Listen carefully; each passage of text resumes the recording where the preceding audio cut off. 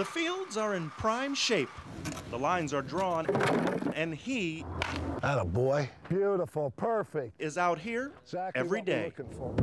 There we go. We found former Cleveland Indian Joe Charbonneau at North Ridgeville's Shady Drive complex, teaching the art of hitting. I enjoy it, and that's why I'm here. So what better person to ask about bats than Joe? The ball comes off the bat so quick on aluminum bats.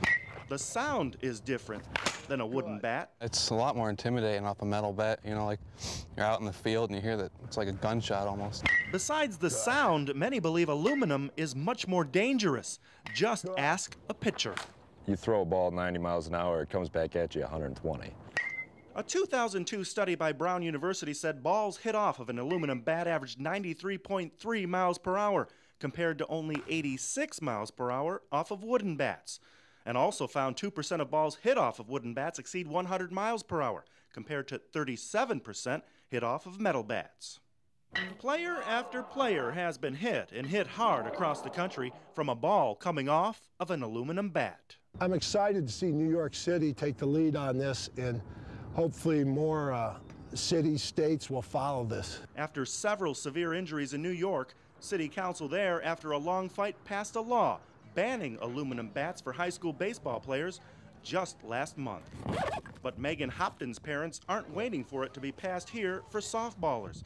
The Wycliffe sophomore pitcher wears a mask. Why not? I mean, safety's first. A spokesperson for Easton, one of the leading metal bat makers in the country, says today's metal bats are as safe, if not safer, than wood. And there is no documentation that proves otherwise. Plus, he says the Brown University study is outdated. He says it was done before the current high school and college bat speed standards were implemented. Whoa. Megan's been wearing her mask since a third baseman got hit last summer. She got a line drive into the face. She hurt her jaw, so ever since then I don't want that to happen to me, so I've been wearing the mask. What would it take to have aluminum bats banned in our area? Some say, unfortunately, a serious injury. And many say, why wait? I know that every year you see new bats come out and girls are swinging harder and harder, and so I think it's good for safety. I used all wood. I was before the aluminum bat, and then when it came out, I was one of those guys that said, this is a fad, it will never last. And that was probably in '72, so shows how wrong I was.